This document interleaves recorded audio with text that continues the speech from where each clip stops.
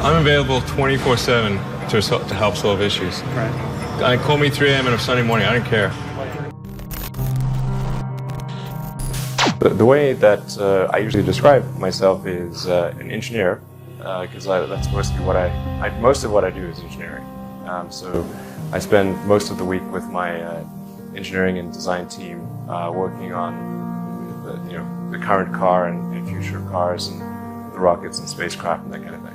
When I was a kid, I didn't really have any grand designs. I mean, the reason I started programming computers is because I like computer games. And I play lots of computer games, and I learned that if I wrote software and sold it, then I could get more money and buy better computers. So it wasn't really, with some grand vision or anything. When I was growing up, I'd read lots of books, and they were very often set in the United States, and it seemed like a lot of new technology was being developed in the United States. So I thought, okay, I really want to work on new technology, so I want to get to Silicon Valley. I tried at first to convince my parents to move to the US, but neither of them would move. They were divorced, and so eventually I was able to get my Canadian citizenship because my mom had been born in Canada. So I moved first to Canada by myself when I was 17, and then a few years later I moved to the US. The reason I came out to Stanford was actually to work on energy storage technologies for electric cars. That summer of '95, I was looking at the internet, and it seemed to me like the internet was going to have a big effect on humanity.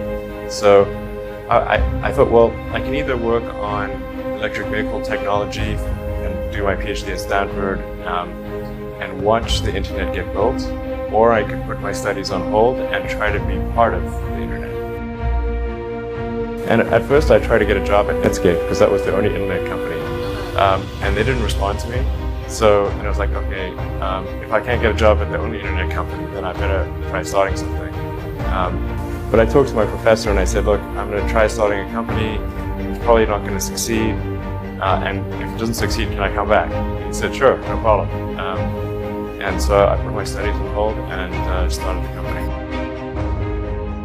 Did some internet stuff, one of which was PayPal. I think maybe it's helpful to say one of the things that was important there in the creation of PayPal was kind of how it started, because initially the initial thought was with PayPal was to create an agglomeration of financial services, so to have one place where all your financial services needs would be seamlessly integrated and work smoothly. And then we had like a little feature which was to do email payments, and whenever we'd show the system off to someone, we'd show the hard part, which was the agglomeration of financial services, which was quite difficult to put together. Nobody was interested. Then we'd show people email payments, which was actually quite easy, and everybody was interested. I think it's important to take feedback from your environment. You want to be as closed loop as possible. We focused on email payments and really try to make that work, and that's what really got things to take off. But if we hadn't responded to what people said, then we probably would not have been successful. Going from PayPal, I thought, well, what are some of the other problems that are likely to most affect the future of humanity? It really wasn't from the perspective of what's the rank-ordered best way to make money, which is okay, but it was really what I think is going to most affect the future of humanity. So I think the biggest terrestrial problem we've got is sustainable energy, but the production and consumption of energy in a sustainable manner. If we don't solve that this century, we're in deep trouble. And then the other one being the extension of life beyond Earth to make life multiplanetary. So the latter is the basis for SpaceX, and the former is the basis for Tesla and Solar City. When I started SpaceX, initially I thought that, well, there's no way one could possibly start a rocket company. I wasn't that crazy. But then I thought, well, what is a way to increase NASA's budget? That was actually my initial goal. So I actually went to Russia 3 times to look at buying a refurbished ICBM. I can tell you it was very weird going there in late 2001, 2002, going to the Russian rocket forces and saying, I'd like to buy two of your biggest rockets, but you can keep the nuke. They thought I was crazy, but I did have money, so that was okay. Particularly if you're starting a company, you need to work super hard. So what does super hard mean? Well, when my brother and I were starting our first company, instead of getting an apartment, we just rented a small office and we slept on the couch. And we showered at the YMCA, and we're so hot up we had just one computer. So the website was up during the day, and I was coding at night. 7 days a week, all the time. Briefly had a girlfriend in that period, and in order to be with me, she had to sleep in the office. So work hard like every waking hour. That's the thing I would say. You do simple math. You say like, okay, if somebody else is working 50 hours and you're working 100, you'll get twice as much done in the course of a year as the other company. Work like hell. I mean, you just have to put in, 80 to 100 hour weeks every week. And then all those things improve the odds of success. If other people are putting in 40-hour work weeks and you're putting in 100-hour work weeks, then even if you're doing the same thing, you know that in 1 year you will achieve what they achieve. You will achieve in 4 months what it takes them a year to achieve. Then it's just you have to apply a lot of hours to actually working. So the way I generally do it is I'll be working at SpaceX on Monday, and then Monday night fly to the Bay Area, spend Tuesday and Wednesday at the Bay Area, then at Tesla, and then fly back on Wednesday night, spend Thursday and Friday at SpaceX. In the last several months, then I would fly back here on a Saturday and either spend Saturday and Sunday at Tesla or spend Saturday at Tesla and Sunday at SpaceX. So 7 days a week, sleeping in the factory. I worked in the paint shop, general assembly, body shop. You ever worry about yourself imploding? Like it's just too much? Absolutely. No one should put this many hours into work. This is not good. And people should not work this hard. They should not do this. It's very painful. Painful in what sense? It hurts my brain and my heart.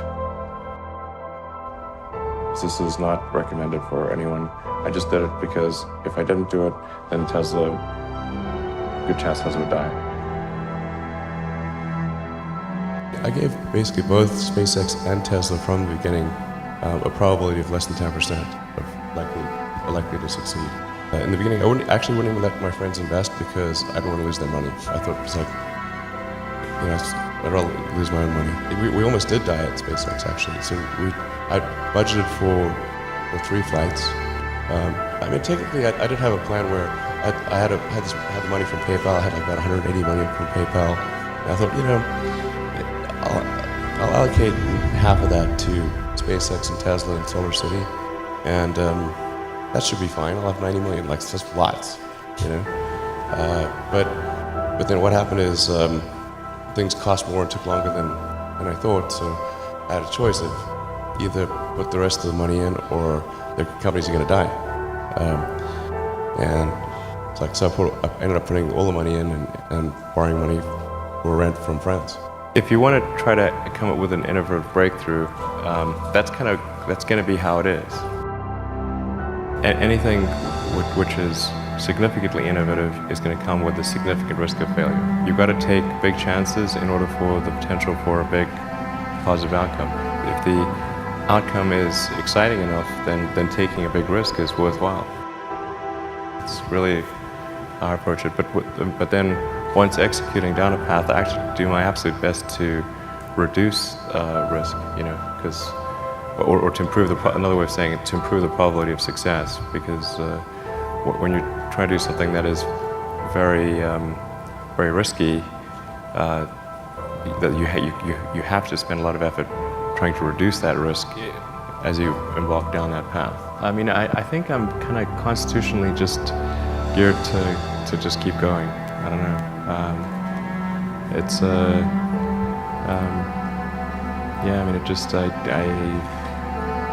don't know. I mean, it certainly there are times when things don't go well, and then that's quite dispiriting for sure.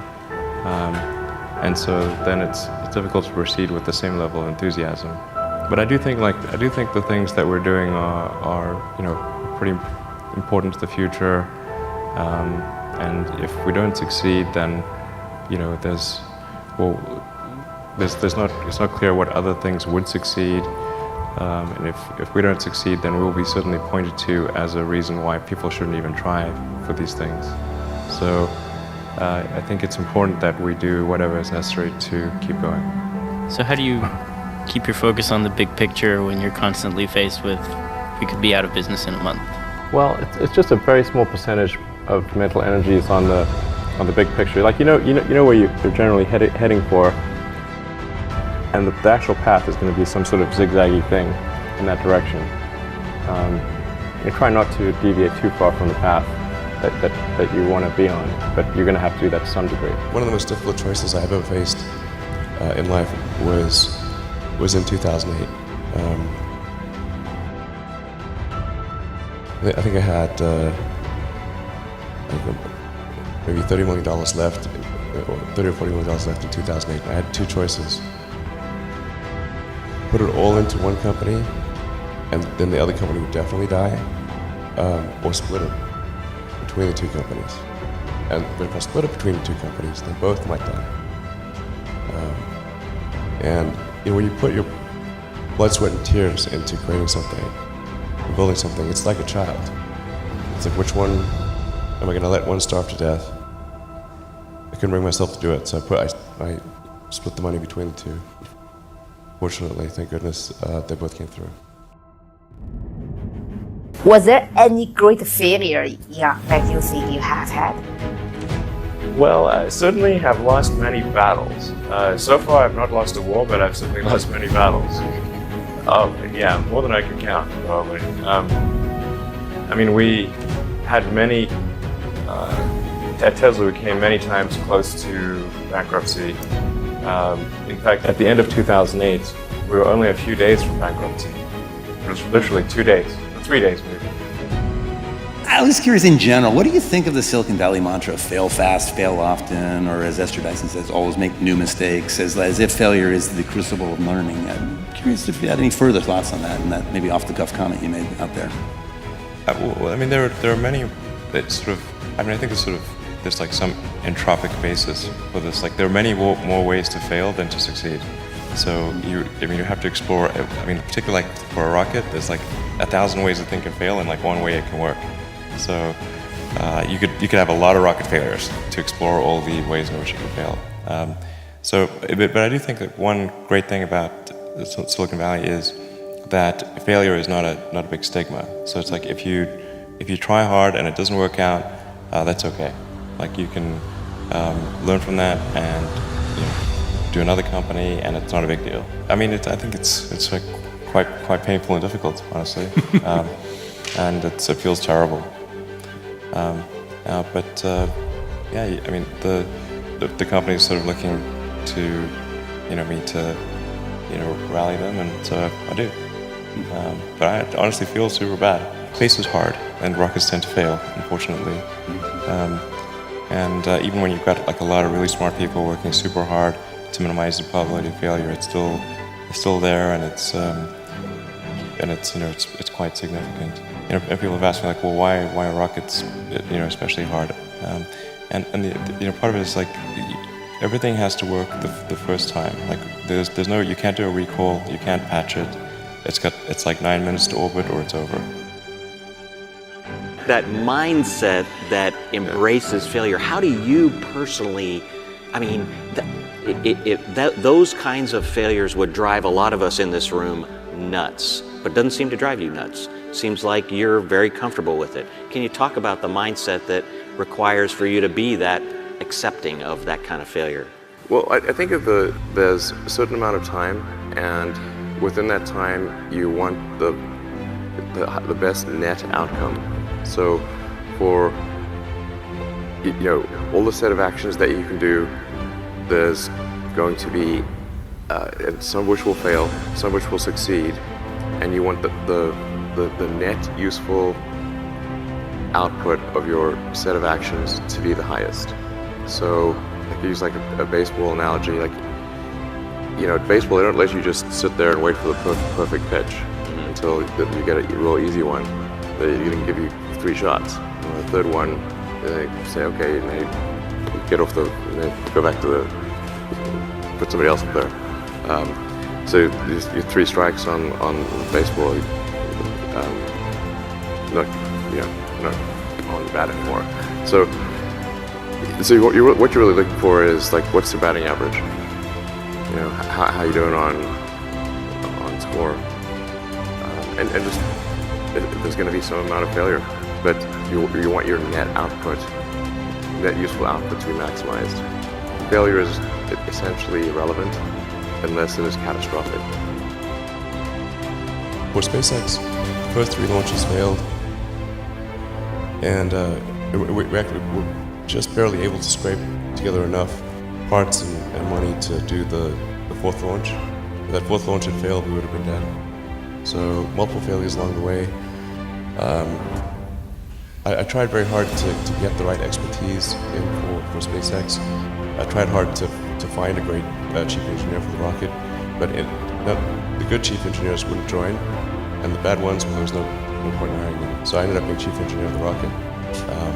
So if I could have found somebody better, then we would have maybe had less than 3 failures. How do you think about making a decision when everyone tells you this is a crazy idea? Or where do you get the internal strength to do that? Well, first of all, I'd say I actually think I feel fear quite strongly. So it's not as though I just have the absence of fear. I feel it quite strongly. But there are just times when something is important enough, you believe in it enough, that you do it in spite of the fear. There are people who've been in the rocketry business for decades who say about you that you don't know what you don't know. Well, I suppose that's true of anyone. How can anyone know what they don't know? But when critics say you can't do this, your answer to them is, we've done it. You know, there are American heroes who don't like this idea. Neil Armstrong, Gene Cernan have both testified against commercial spaceflight and the way that you're developing it, and I wonder what you think of that. I was very sad to see that, because those guys are, those guys are heroes of mine, so it's really tough. I wish they would come and visit and see the hardware that we're doing here. And I think that would change their mind. They inspired you to do this, didn't they? Yes. And to see them casting stones in your direction. It's difficult. Did you expect them to cheer you on? So they're hoping they would. What are you trying to prove to them? What I'm trying to do is to make a significant difference in spaceflight and help make spaceflight accessible to almost anyone. So many people try to talk me out of starting a rocket company. It was crazy. What did they tell you? One good friend of mine collected a whole series of videos of rockets blowing up and made me watch those. He just didn't want me to lose all my money. We're doing these things that seem unlikely to succeed, and we've been fortunate, and at least thus far they have succeeded. Generally, starting a business, I'd say number one is have a high pain threshold. That's it. There's a friend of mine who's got a good saying, which is that starting a company is like eating glass and staring into the abyss. Okay, that's generally what happens, because when you first start a company, there's lots of optimism and things are great, and then so happiness at first is high. Then you encounter all sorts of issues, and happiness will steadily decline, and then you'll go through a whole world of hurt. And then eventually, if you succeed, and in most cases you will not succeed, and Tesla almost didn't succeed, came very close to failure. Then if you succeed, then after a long time, you will finally get back to happiness. Frankly, starting a company, I would advise people to have a high pain tolerance. It is definitely true that I mean, maybe there are occasionally companies that get created where there's not an extended period of extreme pain, but I'm not aware of very many of such instances. But I do think that new great entrepreneurs are born every day, and we'll continue to see amazing companies get built. But I would definitely advise people who are starting a company to expect a long period of quite high difficulty. It's really not that fun. I mean, there are periods of fun, and there are periods of where it's just awful. And particularly if you're the CEO of the company, you actually have a distillation of all the worst problems in the company.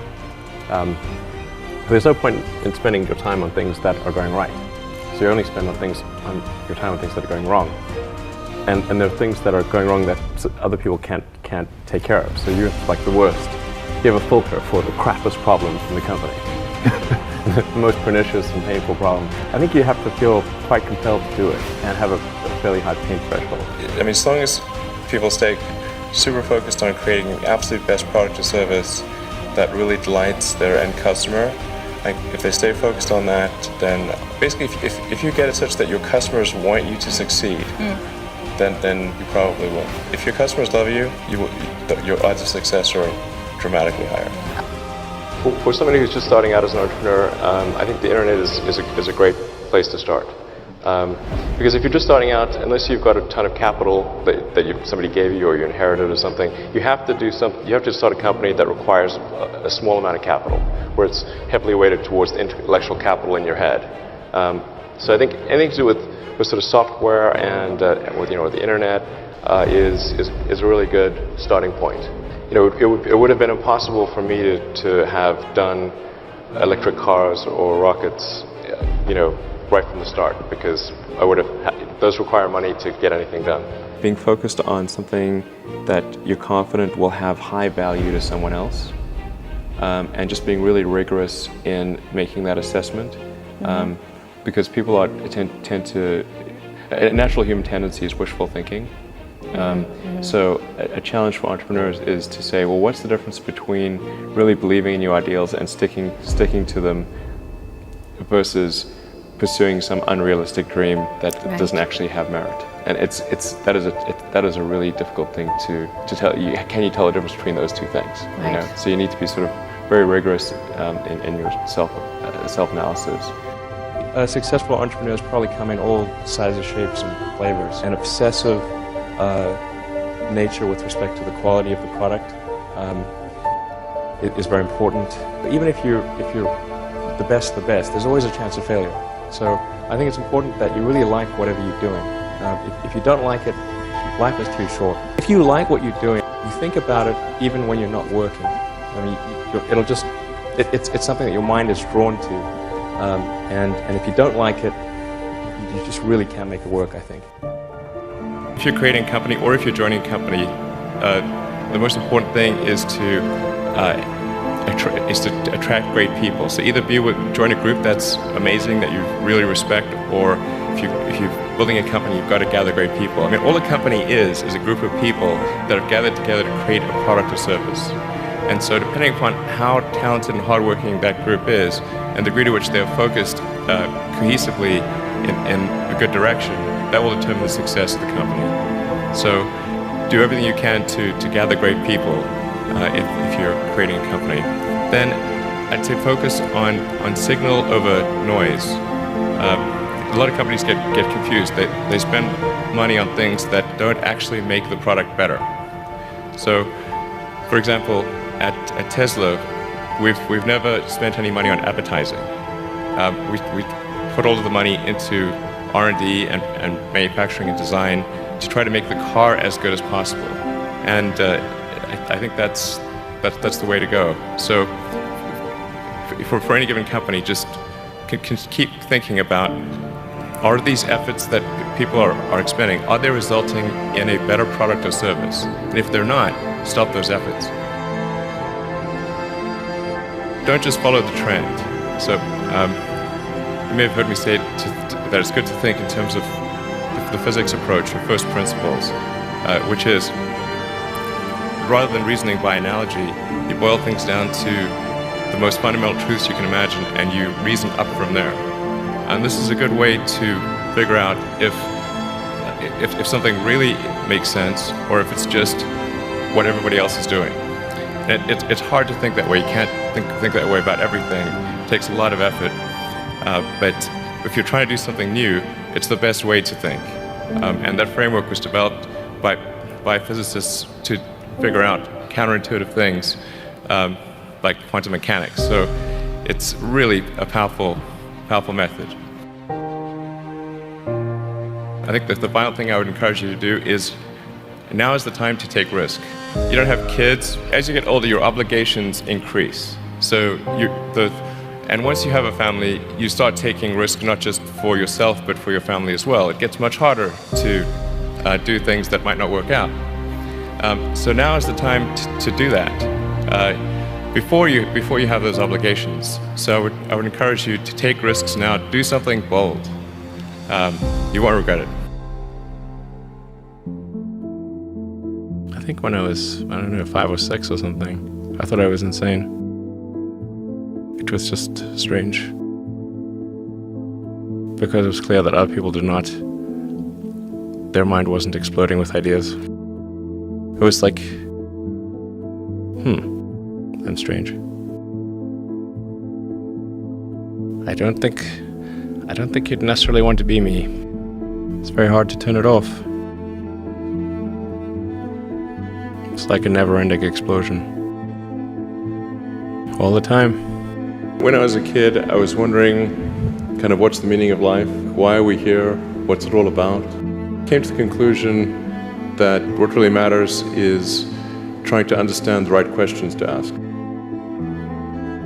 The more that we can increase the scope and scale of human consciousness, the better we are able to ask these questions. There are certain things that are necessary to ensure that the future is good. Some of those things are, in the long term, having long-term sustainable transport and sustainable energy generation, be a spacefaring civilization, and for humanity to be out there among the stars and be a multi-planetary species. Being a multi-planet species and being out there among the stars is important for the long-term survival of humanity. The part that I find personally most motivating is that it creates a sense of adventure, and it makes people excited about the future. How many things can you buy that you really love, that really give you joy? So rare, so rare. I wish there were more things. That's what we're trying to do. Just make things that somebody loves. The universe as we know it will dissipate into a fine mist of cold nothingness eventually. I don't want to sound like things are too dark, because I think you kind of have to be optimistic about the future. There's no point in being pessimistic. What are the set of things that can be done to make the future better? I think that a future where we are a spacefaring civilization and out there among the stars, this is very exciting. This makes me look forward to the future. This makes me want that future. There need to be things that make you look forward to waking up in the morning. You wake up in the morning, you look forward to the day, you look forward to the future. That second version is incredibly exciting and inspiring. Life can't just be about solving problems. Otherwise, what's the point? There's got to be things that people find inspiring and make life worth living. A future where we are a spacefaring civilization and out there among the stars, I think that's very exciting. That is a thing we want. Whereas if you knew we would not be a spacefaring civilization but forever confined to Earth, this would not be a good future. That would be very sad, I think. If there are two futures, and one future is we're out there among the stars, and the things we read about and see in science fiction movies, the good ones, are true. And we have these starships, and we're going to see what other planets are like, and we're a multi-planet species, and the scope and scale of consciousness is expanded across many civilizations and many planets and many star systems. This is a great future. This is a wonderful thing to me, and that's what we should strive for.